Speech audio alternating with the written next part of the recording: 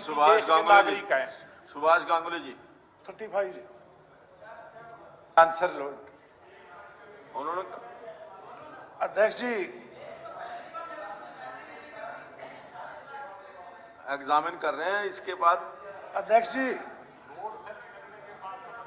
जी 3 अप्रैल 2022 को चीन सफीदों रोड के चौड़ीकरण की घोषणा मुख्यमंत्री जी ने की थी और 3 फरवरी 2023 को मैंने अधिकारियों से पूछा कि ताकि मैं क्वेश्चन लगा सकूं भाई क्या स्टेटस है।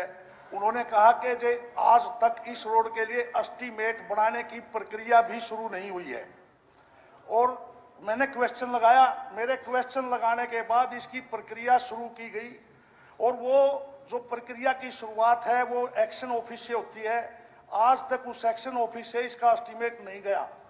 तो कृपया करके, और उप मुख्यमंत्री जी ने जब मैंने समय सीमा की बात की तो उप मुख्यमंत्री जी ने कहा कि इसको समय सीमा में नहीं बांधा जा सकता।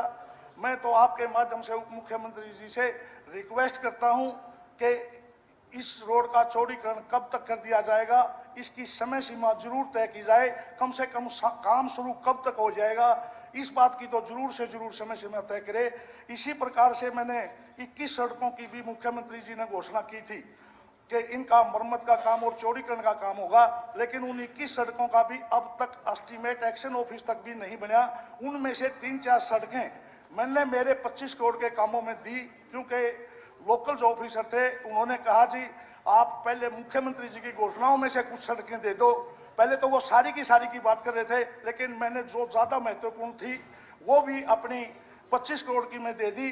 वो जरूर एस्टीमेट हेडक्वार्टर पर आए हुए हैं, लेकिन मेरी जो बाकी 17-18 सड़कें हल्के की जो मुख्यमंत्री जी ने घोषणा की थी और जीन से सफेदों का चौड़ीकरण का था, इसकी समय सीमा जरूर से जरूर तय की जाए। उप मुख्यमंत्री जी से आपके माध्यम से निवेदन है। माननीय अध्यक्ष महोदय, जहाँ माननीय सदस्य ने बात कही कि आज तक एस्टीमेट नहीं बना, इस सड़क का एस्टीमेट जो हमारे पास डीपीआर के माध्यम से आया वो 79 करोड़ का है और इसके लिए जो फॉरेस्ट क्लियरेंसेज और हमें और अप्रूवल्स चाहिए होते हैं उसके लिए फाइल ऑलरेडी पुटअप कर दी गई है। आने वाले भविष्य में जैसे ही फॉरेस्ट से परमिशन आती है इसकी वाइडनिंग भी सड़क की हम करेंगे। ये सरकार की अनाउंसमेंट है और उसको पूरा किया जाएगा। जहाँ सड़कों की बात आई है, इनकी तरफ से 25 करोड़ की प्रायोरिटी में भी अब तक 15 करोड़ के ही डिमांड मेरे पास आई है। मैं चाहूँगा जो आपकी 21 सड़कों की आप बात कर रहे हैं उनके अंदर तो 10 करोड़ के काम जल्दी से जल्दी भिजवाएं, इस फाइनेंशियल ईयर में हम टेकअप करें। जो मैंने काम दिए हुए थे वो लगभग 23-23.5 करोड़ के दिए थे, उसमें से भी मुख्यमंत्री जी की घोषणाओं के काम अकेले 10 करोड़ के हैं। वो भी सिर्फ इसलिए कि हमारे एक्शन और एससी ने ये कहा कि सर दोनों हो जाएंगी तो आपका जल्दी काम हो जाएगा, क्योंकि सड़कें इतनी टूटी हुई हैं। और कम से कम मैं ये तो जरूर चाहूंगा, एक तो आज से रामनगर की सड़क है, लोगों ने उसके ऊपर से अल्टरनेट रास्तों पर जाना शुरू किया, वो मुख्यमंत्री की घोषणा में भी है, मेरे 25 करोड़ में भी है।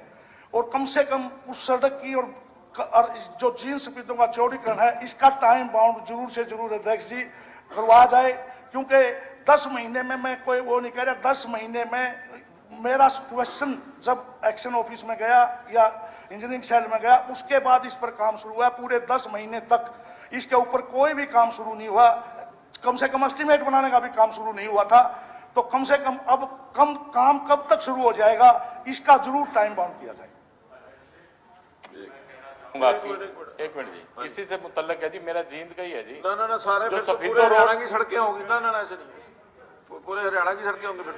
ना सबके सारे हरियाणा में सड़कें हैं। अध्यक्ष महोदय, आज कहना कि टाइमलाइन किस दिन काम शुरू हो जाएगा, ये फॉरेस्ट की क्लियरेंस के बाद ही इसका अनुमान लगाया जा सकता है। दूसरा, माननीय सदस्य ने जो हाट की सड़क की बात कही है, मैं चाहूँगा हरियाणा इंजीनियरिंग वर्क्स पोर्टल पर माननीय सदस्य भी खुद देख सकते हैं कि इसके एडमिनिस्ट्रेटिव अप्रूवल डल चुका है। टेंडर प्रक्रिया में जितना समय लगेगा उस अवधि को हम शॉर्ट लाइन भी नहीं कर सकते, मगर उसके बाद प्रक्रिया जो कंस्ट्रक्शन किया वो शुरू सर उनमें तो कोई वो नहीं होता। जो 17 सड़कें बची हुई हैं, 5-6 तो मैंने मेरे 25 करोड़ में दे दी। जो 17 सड़कें बची हुई हैं उनका तो कम से कम टाइम बाउंड कर दो। पहले ये तो बढ़ने दो। श्री हरविंदर कल्याण जी,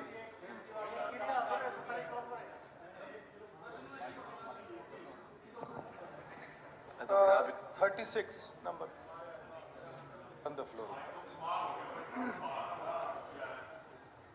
स्पीकर सर, मेरे विधानसभा में एक गर्ल्स कॉलेज का कार्य अभी रुका हुआ है और मैंने जो जानकारी ली थी तो मुझे माननीय उप मुख्यमंत्री ने जो जवाब मुझे मिला है उसमें उन्होंने कहा है कि वर्तमान में कोई समय सीमा नहीं दी जा सकती क्योंकि मामला माननीय उच्च न्यायालय में विचाराधीन है।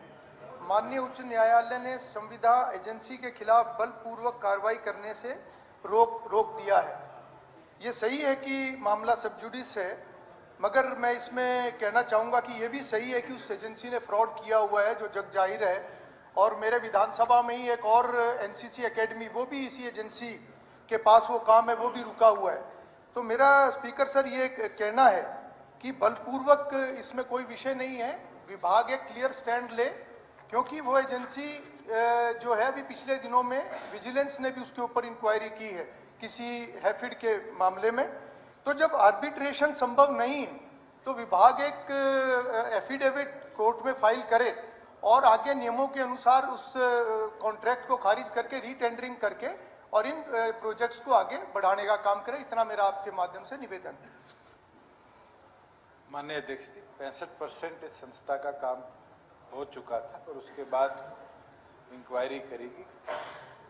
इसके अंदर बजट अनुमान से ज्यादा लागत लगाई गई थी, जिसके ऊपर हाई कोर्ट ने कोरेसिव एक्शन के लिए मना करके एसीएस को आदेश दिए थे कि एक कमेटी इसके अंदर एग्जामिन कर आगे का निर्णय ले। उसके ऊपर कमेटी ने प्रोजेक्ट बाय प्रोजेक्ट मेजरमेंट्स कराकर उसी एक एजेंसी के उपरांत कई जगह कैंसिलेशन कई और कई जगह आर्बिट्रेशन के अंदर काम को रीनेगोशिएट किया। तो माननीय सदस्य को मैं इतना ही कह सकता हूं कि आज के दिन ये कहना संभव नहीं है, मगर जो हमारी चीफ मिनिस्टर की अध्यक्षता में एक कमेटी है, अगला एजेंडा जब भी आएगा उसमें इस प्रोजेक्ट को लेकर इसका फाइनल निर्णय उसके अंदर भी लेंगे और वही रिपोर्ट हाईकोर्ट को सबमिट करेंगे।